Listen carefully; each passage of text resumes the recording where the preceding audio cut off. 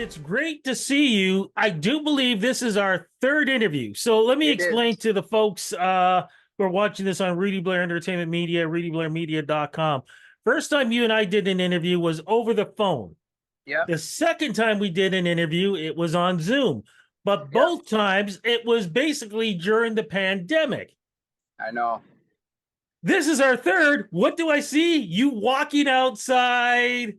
I see sun. I gotta wear a coat if I go outside. You seem to be all like, I don't. Where are you, man? I'm in Mexico right now.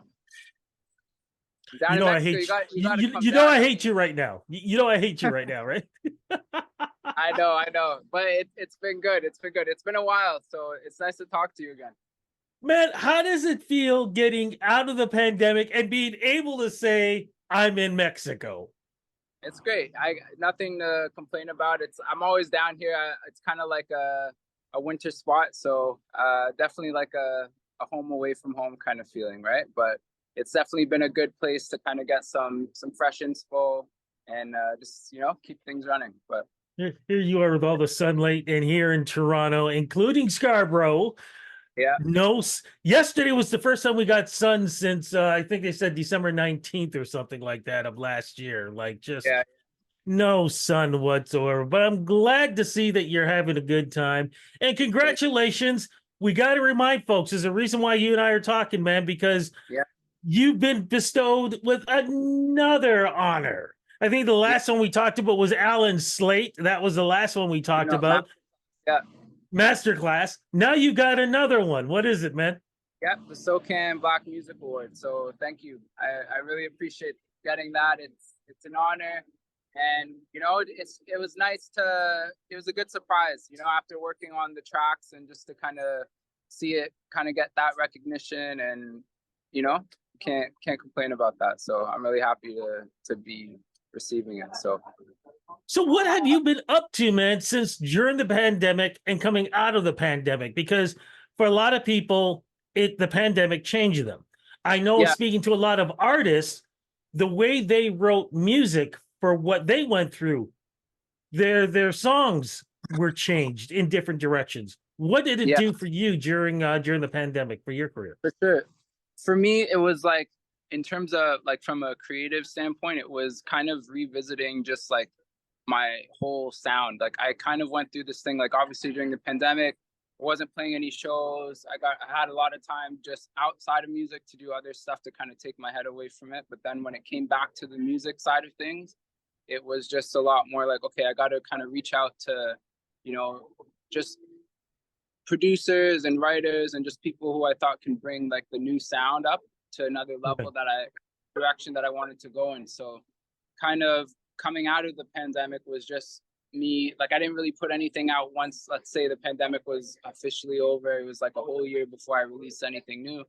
And that's when my last couple of songs, Relevant was one of them, Make You Famous, and Don't Cry. So those were the three tracks I dropped post pandemic, and that was kind of with the new sound and the new direction. So for me, it was just more like I was saying, a redirection in terms of how I wanted to be perceived and the palette of everything, right? The sonic palette. So going forward, it's going to kind of be, in terms of the new stuff, a similar taste, a little more alternative, a little more R&B, and that's kind of what you're going to be hearing from me. So What about the stories? What kind of stories are you going to be telling now? I mean, for the new stuff I've been working on recently has been a lot more, I guess, I like most of the stuff I've been putting out was a lot more love songs, a lot more, I guess, heartbreak kind of stuff, right? Yeah. That's always naturally what I gravitated to. Not like I'm a super sad person, but just like, from an emotional standpoint, it always kind of came out when it was that kind of subject matter. But now it's been kind of to be able to step away from it. Everything that I've been writing recently has just been more like, perspectives on the world and on a little bit political, a little bit just kind of having an overview of or a deeper insight into myself for one, and just like who I am as a person, and just kind of writing about those things that I think show a better reflection of like my personality, right? And not just purely based off of a love interest, right? So I've been really tapping into that, and it's been really therapeutic in a way, in terms of just kind of my way of journaling is songwriting, and that's kind of always how I look at it. So it's been a way to really express myself better. And definitely after the pandemic, things kind of picked up in terms of like, okay, now I have these new concepts I can tap into and really be able to showcase. So What do you think changed? Because we know what we were going through during the pandemic. We come out of the pandemic, as we speak now, we've got like 2 wars going on. We found out the horrible stories about Indigenous children and an Indigenous life in Canada. What goes on in the States right now with somebody like Trump could be back in power again, like we've got all these crazy things going on. Did that change your perspective of focusing on what is real for yourself? Because in a lot of ways, the world is so chaotic these days coming out of the pandemic. Yeah, and I think with me, I had to kind of have I guess just a realization too of like, there's always something going on. And Yeah.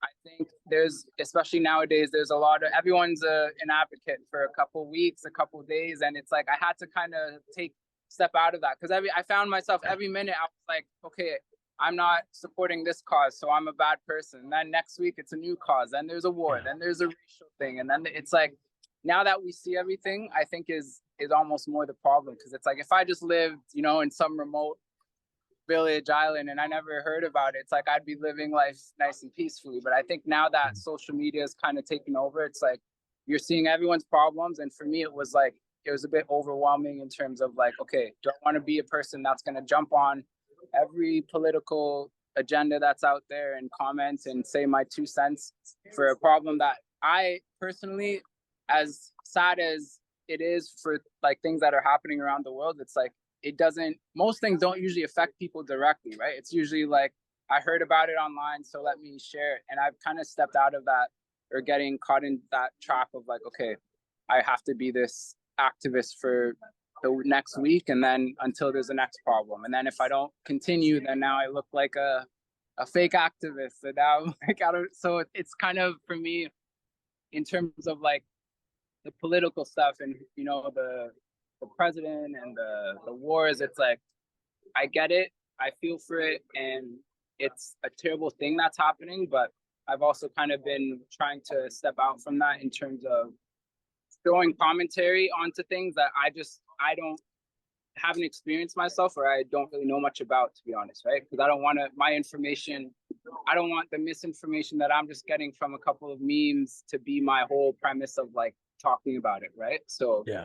that's kind of been my whole view on the whole thing. But in terms of like the music side of things, it's like I haven't, again, tapped into those concepts too much. Everything has been just more about like my emotions and my kind of view on life, and just having that outside view. I feel like now I'm writing more with the 3rd person view instead of a 1st person view, if that makes sense. So Makes absolute sense.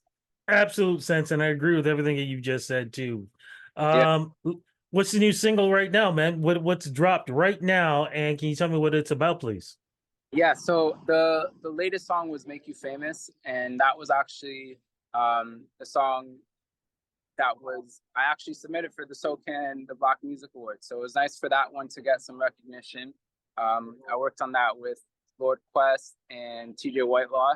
So that was a nice combination, both producers and guitarists from Toronto.